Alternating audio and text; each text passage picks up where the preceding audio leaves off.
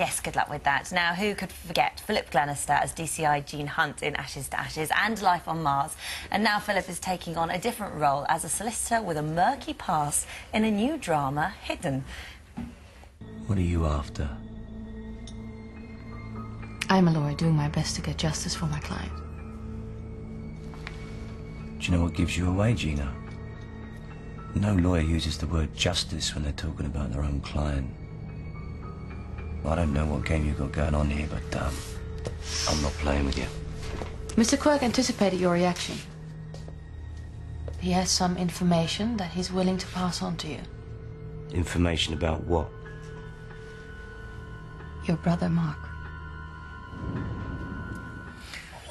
Well, yeah, I mean, just watching that, you're sort of... I'm in already. I want to know what happens. Already? But you said it was, for you, getting the script, first page, that's what grabbed you about this. Yeah, I think you can usually tell a good script in the first few pages. I find that with most scripts, but it's always a sign that when you've got to the end and, you know, you want to continue reading, you want to find out. And that was certainly a case for this. So who's Harry then? Harry is me. He's just a high street solicitor. He's an ordinary guy with a kind of a shady past. He was involved in a botched robbery, in which his brother was killed. He was the getaway driver, wasn't he? Yeah, that's right. And so there's been this, it sort of happened about 20 years ago. So there's this kind of interim period where he's just mucked in with you know, and become an ordinary guy, getting on with his life. And then this rather mysterious character, Gina Hawkes, turns up and imparts some kind of intriguing information which forces him to address his past and to seek some kind of truth and closure in order to get on with his life.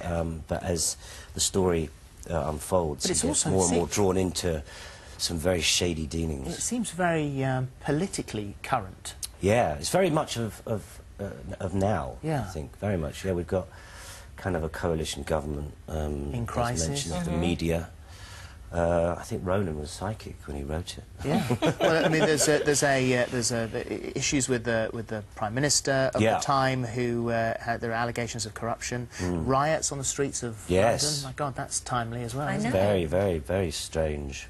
I know. And he, although he's got this past, you can't help as him as a character like him and be rooting for him. Oh, good. Well, I'm glad that's the case. Yeah, you want people to come on the journey with you, and as I say, it was a great job to do. It was really well directed, and I just hope people enjoy the story. Basically. And David Suchet as well. And lovely David, Mr. Poirot. That was quite fun. We filmed quite a lot of it in Belfast, and we used to sort of, when David was over doing his bit, we went out for dinner on a couple of occasions. It was quite fun seeing people's reactions, seeing Poirot walking in, followed 2 minutes later by Gene Hunt. You'd be like that, there's something in this Guinness, I swear. Through the diners somewhat, waiting for Miss Marple coming back around dessert time. That's fantastic. So shot in Belfast? Yeah, Belfast, London and Paris. Yeah. And which is far away from Puerto Rico, where you've been filming Treasure Island. I have. It's all done now, isn't it? And this is for Sky One at Christmas. That's right. I believe. Is it Christmas? I don't know, actually. I imagine it's Christmas. Yes. It feels like that. But, yes, it's a new adaptation of Treasure Island, with Eddie Izzard playing Long John Silver. And I was thinking, great, I'll do something the kids can watch. And then I've seen it now, it's actually very dark. Yeah. It's pretty heavy. So what about the accent? What did you choose for your accent? Oh, I'm just doing my usual Welsh lilt. I just, I watched Andy Hopkins in the Boundary and thought I'd have a bit of that. You haven't done any of that? No, sir. No. No, I think that's a bit sort of, you know... I don't know, there's something... No offence to people in the West Country, but it just, for this particular adaptation, it didn't seem to quite work. Do you, I mean, obviously, as an actor, you want to explore all characters and all spectrum of characters that you can possibly do, but you must have a real special place in your heart for Gene Hunt.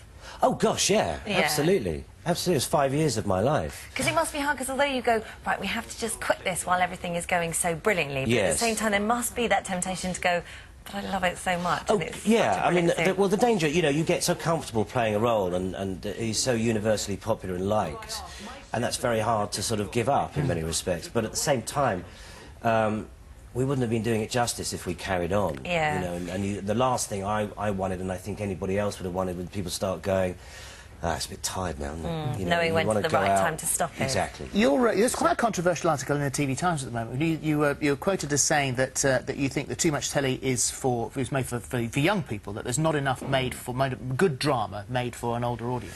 Well, no, I think actually what I was trying to say was I think the tide's turning, actually. So I think we've seen some really good grown-up dramas, and I think people, you know, don't like to be spoon-fed stuff. They do want to use their brains and engage, and I think we've seen that in the last few months with Exile, which John Sim was in, The Shadow Line and Page 8. So I think it's in a very good position at the moment. And who did write the line, "Fire up the Quattro"? It wasn't me. It was David Cameron. No, it wasn't. He's going around going, "Fire up the economy." Like, hurry up, mate. No, it was kind of misconstrued. Basically, I think I said on loose ends, but it was Matthew and Ashley who wrote the line. But we'd had this running gag about the Quattro and whose stakes are claimed to who decided Gene Hunt was driving a Quattro.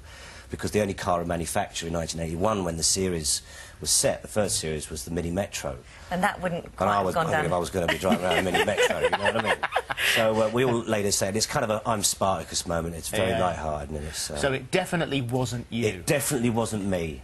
Honest gov.